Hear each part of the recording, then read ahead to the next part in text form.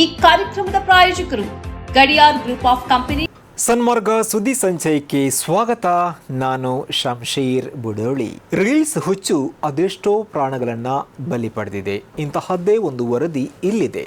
Tractor ಚಲಿಸುವಾಗ reels ಮಾಡ್ತಾ ಇದ್ದ ಚಾಲಕ ಲೋಕೇಶ್ ಎಂಬಾತ ಅದೇ ಟ್ರ್ಯಾಕ್ಟರ್ ಚಕ್ರಕ್ಕೆ ಸಿಲುಕಿ ಸಾವನ್ನಪ್ಪಿರುವ ಘಟನೆ ಕಲಬುರಗಿ ಜಿಲ್ಲೆಯ ಕಮಲಾಪುರ ತಾಲೂಕಿನ ಮಹಂಗಾವ್ ಎಂಬಲ್ಲಿ ನಡೆದಿದೆ. ಲೋಕೇಶ್ ಇವರ ದೇಹದ ಅರ್ಧ ಭಾಗ ನಜ್ಜುಗುಜ್ಜಾಗಿದೆ. ಮಹಂಗಾವ್ ಗ್ರಾಮದ 22 ವರ್ಷದ ಲೋಕೇಶ ಕಲ್ಲಪ್ಪ ಪೂಜಾರಿ ಗ್ರಾಮದ ಕಬ್ಬಿನ ಗದ್ದೆಯೊಂದರಲ್ಲಿ ಟ್ರ್ಯಾಕ್ಟರ್ನಿಂದ ನೇಗಿಲು ಹೊಡಿತಾ ಇರುವ ಸಮಯದಲ್ಲಿ ಒಂದು ಕೈಯಲ್ಲಿ ಮೊಬೈಲನ್ನು ಹಿಡಿದು ರೀಲ್ಸ್ ಮಾಡ್ತಾ ಇದ್ರು, ಇನ್ನೊಂದು ಕೈಯಲ್ಲಿ ಸ್ಟೇರಿಂಗ್ ಹಿಡಿದಿದ್ರು. ಇದೇ ವೇಳೆ ಆಯತಪ್ಪಿ ಕಾಲು ಜಾರಿ ಟ್ರ್ಯಾಕ್ಟರ್ ಗಾಲಿ ಕೆಳಗೆ ಬಿದ್ದಿದ್ದು ದೇಹದ ಮೇಲೆ ಹರಿದು ಸ್ಥಳದಲ್ಲಿಯೇ ಮೃತಪಟ್ಟಿದ್ದಾರೆ. ಈ ಘಟನೆ ನಡೆದಾಗ ಹೊಲದಲ್ಲಿ ಯಾರೂ ಇರಲಿಲ್ಲ.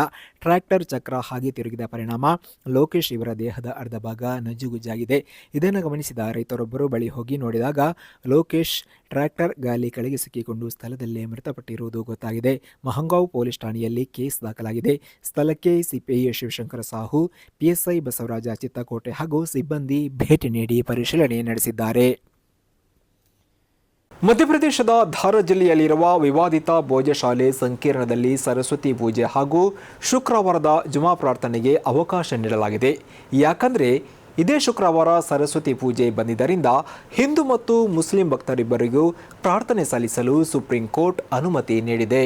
ಈ ನಿರ್ಧಾರ ಎರಡು ಸಮುದಾಯಗಳ ಧಾರ್ಮಿಕ ಆಚರಣೆಗಳನ್ನು ಗೌರವಿಸುವ ಮತ್ತು ಯಾವುದೇ ಅಹಿತಕರ ಘಟನೆಗಳು ನಡೆಯದಂತೆ ನೋಡಿಕೊಳ್ಳುವ ಉದ್ದೇಶದಿಂದ ತೆಗೆದುಕೊಳ್ಳಲಾಗಿದೆ. ಭೋಜಶಾಲೆ ಸಂಕೀರ್ಣ 11ನೇ ಶತಮಾನದ ಪುರಾತತ್ವ ಸ್ಮಾರಕ ಭಾರತೀಯ ಪುರಾತತ್ವ ಸರ್ವೇಕ್ಷಣಾ ಇಲಾಖೆಯ ರಕ್ಷಣೆಯಲ್ಲಿದೆ. ಹಿಂದೂಗಳು ಇದನ್ನು ದೇವತೆ ಸರಸ್ವತಿಗೆ ಸಮರ್ಪಿತವಾದ ದೇಗುಲವೆಂದು ನಂಬುತ್ತಾರೆ. ಆದರೆ ಮುಸ್ಲಿಮರು ಇದನ್ನು ಕಮಲ್ ಮೌಲಾ ಮಸೀದಿ ಎಂದು ಹೇಳ್ತಾರೆ. ಈ ಧಾರ್ಮಿಕ ಭಿನ್ನಾಭಿಪ್ರಾಯ ಬಹಳ ಹಿಂದಿನಿಂದಲೂ ಇದೆ. ಕಳೆದ 23 ವರ್ಷಗಳಿಂದ ಎಎಸ್ಐ ಒಂದು ವ್ಯವಸ್ಥೆಯನ್ನು ಅನುಸರಿಸ್ತಾ ಇದೆ. ಅದರ ಪ್ರಕಾರ ಮಂಗಳವಾರದಂದು ಹಿಂದೂಗಳಿಗೆ ಭೋಜಶಾಲೆಯಲ್ಲಿ ಪೂಜೆ ಸಲ್ಲಿಸಲು ಅವಕಾಶ ನೀಡಲಾಗುತ್ತದೆ ಮತ್ತು ಶುಕ್ರವಾರದಂದು ಮುಸ್ಲಿಮರಿಗೆ ಪ್ರಾರ್ಥನೆ ಸಲ್ಲಿಸಲು ಅನುಮತಿ ಇದೆ. 2016ರಲ್ಲೂ ಇದೇ ರೀತಿಯ ಪರಿಸ್ಥಿತಿ ಎದುರಾಗಿತ್ತು. ವಸಂತ ಪಂಚಮಿಯು ಶುಕ್ರವಾರದಂದು ಬಂದಾಗ ಧಾರದಲ್ಲಿ ಪ್ರಾರ್ಥನೆ ಸಮಯದ ಬಗ್ಗೆ ಪ್ರತಿಭಟನೆ ಹಾಗೂ ಘರ್ಷಣೆ ನಡೆದಿದ್ದವು. ದೇಶದ ಬಹುತೇಕ ರಾಜ್ಯಗಳ ಜನರ ಕೊಳ್ಳುವ ಶಕ್ತಿಯು ನಿರೀಕ್ಷಿತ ಮಟ್ಟದಲ್ಲಿ ಇಲ್ಲದಿರುವಾಗ ನಮ್ಮ ಕರ್ನಾಟಕದ ಜನರ ಕೊಳ್ಳುವ ಶಕ್ತಿಯು ಆರ್ಥಿಕ ಮಾನದಂಡಗಳಿಗೆ ಅನುಗುಣವಾಗಿದೆ.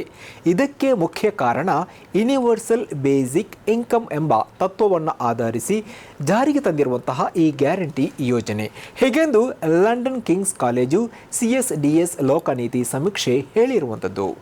ಕರ್ನಾಟಕ ರಾಜ್ಯದಲ್ಲಿ 5 ಮಹತ್ವಾಕಾಂಕ್ಷಿ ಗ್ಯಾರಂಟಿ ಯೋಜನೆಗಳನ್ನು ಸಕ್ಸಸ್ ಆಗಿ ಜಾರಿಗೆ ತರಲಾಗಿದೆ. ಇವುಗಳಿಗೆ ಇದುವರೆಗೆ 1,16,706 ಕೋಟಿ ರೂಪಾಯಿಗಳನ್ನು ಖರ್ಚು ಮಾಡಲಾಗಿದೆ.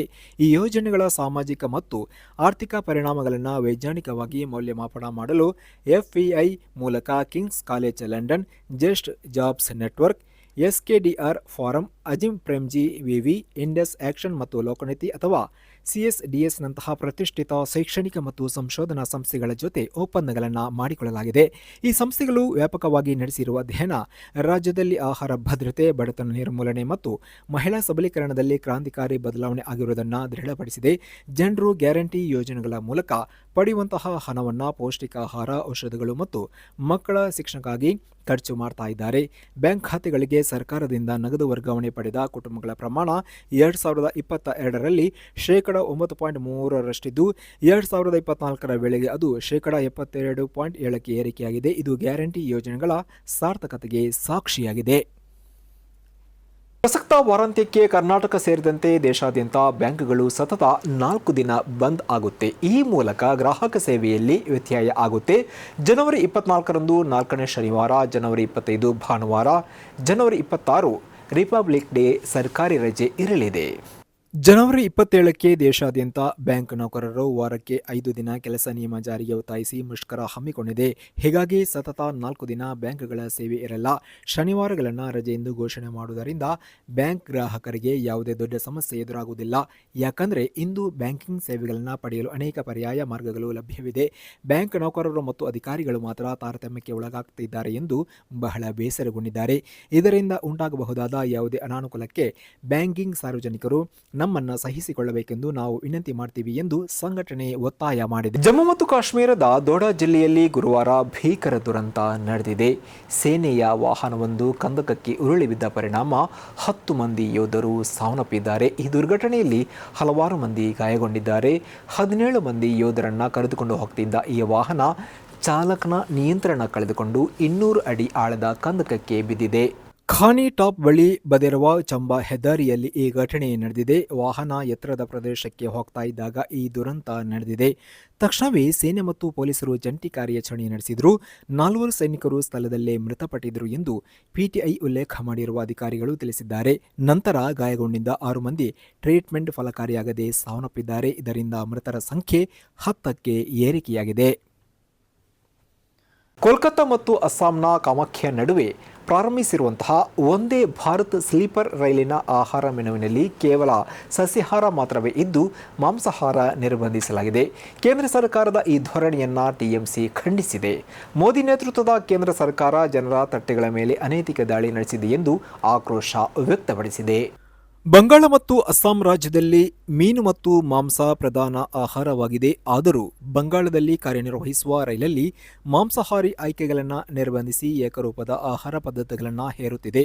ಮೊದಲು ಅವರು ನಮ್ಮ ಮತಗಳ ಮೇಲೆ ದಾಳಿ ನಡೆಸಿದರು. ಈಗ ಅವರು ನಮ್ಮ ತಟ್ಟೆಗಳ ಮೇಲೆ ಅನೈತಿಕ ಪೊಲೀಸ್ಗಿರಿ ನಡೆಸ್ತಾ ಇದ್ದಾರೆ ಎಂದು ಟಿಎಂಸಿ ಕಿಡಿಕಾರಿದೆ. ಕೆಲವೇ ದಿನಗಳ ಹಿಂದೆ ಪ್ರಧಾನಿ ಮೋದಿ ಬಂಗಾಳಕ್ಕೆ ಹೊಸ ವಂದೇ ಭಾರತ್ ಸ್ಲೀಪರ್ ರೈಲು ಒದಗಿಸ್ತಾ ಇರುವ ಬಗ್ಗೆ ಹೆಮ್ಮೆ ಪಡ್ತಾ ಇದ್ರು. ಆದರೆ ಬಂಗಾಳದಿಂದ ಅಸ್ಸಾಂಗೆ ಚಲಿಸುವ ವಂದೇ ಭಾರತ್ ರೈಲಲ್ಲಿ ಮೀನು ಮತ್ತು ಮಾಂಸವನ್ನು ಮೆನುವಿನಿಂದ ತೆಗೆದುಹಾಕಲಾಗಿದೆ ಎಂಬುದನ್ನು ಅವರು ಬಹಿರಂಗಪಡಿಸಲಿಲ್ಲ ಎಂದು ಹೇಳಿದೆ. ಪ್ರಧಾನಿಯವರು ಮೀನು ತಿನ್ನುವ ಬಂಗಾಳಿಗಳನ್ನು ಮೊಘಲರು ಎಂದು ಅಪಹಾಸ್ಯ ಮಾಡ್ತಾರೆ. ದೆಹಲಿಯಲ್ಲಿ ಮೀನು ನಿಷೇಧ ಮಾಡುವ ಆದೇಶಗಳನ್ನು ಹೊರಡಿಸಲಾಗಿದೆ. ಚಿಕನ್ ಮಾರಾಟ ಮಾಡಿದ್ದಕ್ಕೆ ಬಡ ಬೀದಿ ವ್ಯಾಪಾರಿಯ ಮೇಲೆ ಕ್ರೂರವಾಗಿ ಹಲ್ಲೆ ಮಾಡಲಾಗಿದೆ. ನಾವು ಅದನ್ನೇ ತಿನ್ನುತ್ತಿದ್ದೀವಿ, ನಾವು ಅದನ್ನೇ ಧರಿಸ್ತೀವಿ, ನಾವು ಯಾರನ್ನ ಪ್ರೀತಿಸ್ತೀವಿ, ನಾವು ಹೇಗೆ ಬದುಕ್ತೀವಿ ಅದು ನಮ್ಮ ಆಯ್ಕೆ. ಆದರೆ ನಮ್ಮ ಬಹುತ್ವದ ಮೇಲೆ ಕೋಮುವಾದಿಗಳು ಏಕರೂಪತೆಯನ್ನು ಹೇರುತ್ತಿದ್ದಾರೆ ಎಂದು ಟಿಎಂಸಿ ಆಕ್ರೋಶ ವ್ಯಕ್ತಪಡಿಸಿದೆ. ಇದುವೇ ಈ ಹೊತ್ತಿನ ಸನ್ಮಾರ್ಗ ಸುದ್ದಿ ಸಂಚಯ. ನಿರಂತರವಾಗಿ ನೋಡ್ತಾ ಇರಿ ಸನ್ಮಾರ್ಗ ನ್ಯೂಸ್. ಸುದ್ದಿಗಳ ಸಂತೆಯಲ್ಲಿ ಸತ್ಯದ ಮೊಂಬತ್ತಿ.